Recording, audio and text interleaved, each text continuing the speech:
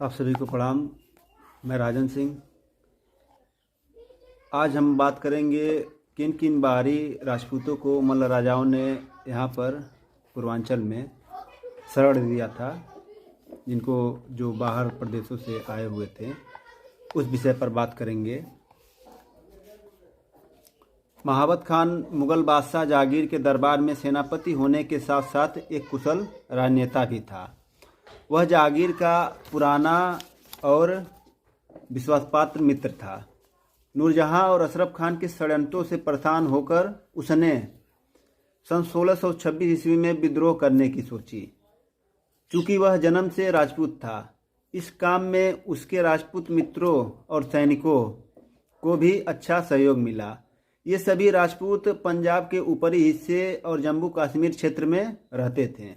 Sir H.M.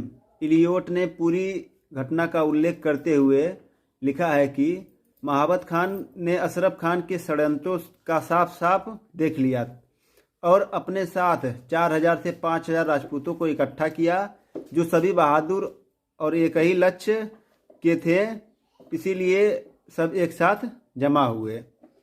उसने इनमें से अधिकतर लोगों की पत्नियां और परिवारों को भी साथ ले लिया, ताकि बद से बदतर स्थिति उत्पन्न हो जाने पर वे सभी अपनी तथा अपने परिवार के जीवन और मान मर्यादा को बचाते हुए अंत तक लड़े।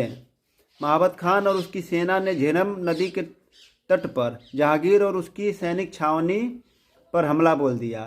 उस समय जहांगीर और उसकी सेना नदी के तट पर बनी छावनी बनाकर रुके और काबुल जाने की तैयारी कर रहे थे। महाबत खान ने सफलतापूर्वक जहांगीर को बंदी बना लिया, लेकिन वह नूरजहां से बचकर निकलने में सफल रही।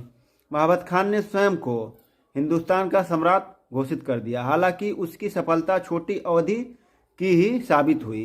नूरजहां ने अपने विश्वासपात्र लोगों को अभी भी जहांगीर के लिए जो वफादार थे, उनके साथ मिलकर जहांगीर को छुड़ाने की योजना बनाई।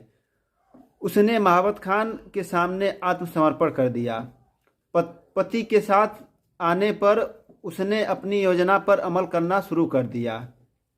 उसने जहांगीर द्वारा महाबत खान को यह संतुष्टि दिला दी कि जहांगीर इस पूरी व्यवस्था से संतुष्ट है, क्योंकि इससे वह नूरजहां के चुंगल से आज़ाद हो गए हैं। महाबत खान को यह विश्वास हो गया कि उसने पूर्व सम्राट का दिल जीत लिया है। इस बात से वह बिल्कुल अनभिज्ञ था कि असल में नूरजहां से वह मिला हुआ था। इसी कारण से उसने जहांगीर की सुरक्षा में लगाए गए राजपूत सैनिकों की संख्या कम कर दी। बंदी सम्राट के साथ अब वह लाहौर जाने की तैयारी करने लगा। रास्ते में कुछ राजपूत सैनिक ने अपने घोड़ों को चराने के लिए ले गए थे। तब दो में से एक अहदी की हत्या हो गई। संतोषजनक उत्तर न मिलने पर सभी अहदियों ने राजपूतों पर हमले करने की योजना बनाई। हमले में उस दिन लगभग 800 से 900 राजपूत और उनके कुछ मुख्य सरदार मारे गए। इसी बीच नूरजहां ने अपने सैनिक को लाहौर जाते समय इन राजपूत सैनिकों से टक्कर लेने के लिए बुला रखा था।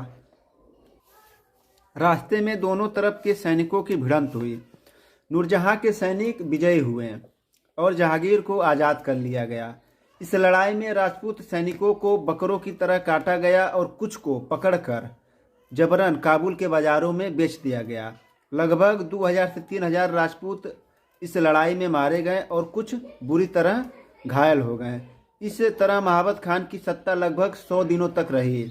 महाबत खान के विद्रोह का अधिकतर इतिहासकारों ने विस्तृत रूप में उल्लेख किया है, लेकिन घायल राजपूत सैनिकों और उनके परिवारों और मृत्यु को प्राप्त हुए राजपूत सैनिकों को लगभग भुला दिया गया है। इन परिवारों का उल्लेख मुख्य धारा के इतिहास में न होकर केवल लोक कहानी और मान्यताओं में होता है। जहां यह परिवार पलायित होकर बस गए, इन लोक कहानियों के अनुसार घायल राजपूत और परिवार उत्तरी भारत के आगरा, मेरठ, सहारनपुर, देहरादून, कालिंजर, बनारस और गोरखपुर की तरफ पलायत हुए हैं। जो गोरखपुर की तरफ पलायत हुए हैं, उन्हें राजा नत्थमल ने बसने में सहायता की थी, जो महाबत खान के अच्छे मित्र थे। नत्थमल इस समय नत्थपुर मधुबन के जमींदार थे और मझौली की जिम्मेदारियों से निवृत्त हो चुके थे। पलायित परिवारों में मुख्य परिवार गौड़ दास। आपको एक बार और बता दें कि जो इस संघ में शामिल हो गए थे सैतवार मल्ल क्षत्रिय संघ में, उनका कहीं कोई जिक्र नहीं है, और जो नहीं शामिल हुए थे उन्हीं का केवल जिक्र है। मुख्य परिवार गौड़ दास, रावत, सेहर, राठौर, महली, चौहान, भाटी, मेवाती, परमार, कोटारिया, सिसोदिया आदि राजपूत थे। इन पलायित सब परिवारों ने जो इनके नेता थे जगदीश नारायण उर्फ अभय दास थे। राजा नत्तमल की मदद से इन्होंने राजा मझौली से जमींदारी खरीदकर दुघरा की जमींदार की नींव डाली। दुघरा के अंतिम जमींदार गनी दास थे। इस घटना के लगभग एक साल बाद 28 अक्टूबर 1627 को जहांगीर की मृत्यु हो गई, और जहांगीर की जब मृत्यु हो गई फिर शाहजहां खुर्रम नया मुगल सम्राट बन गया जहांगीर की मृत्यु के पश्चात।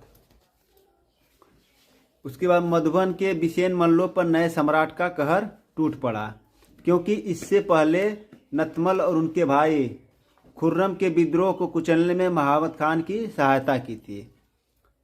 मधुबन की जमींदारी खत्म हो गई। इस तरह पलायित राजपूतों को सहारा देने वाला मधुबन बिसेन परिवार जो था वह भी आर्थिक रूप से कमजोर हो गया। आगे चलकर आजीविका चलाने के लिए इन पलायित राजपूतों ने मझौली के जो बिसेन परिवार थे उनसे छोटी छोटी जमींदारियां खरीद ली और खुद का जो है जीवन पालन करने लगे।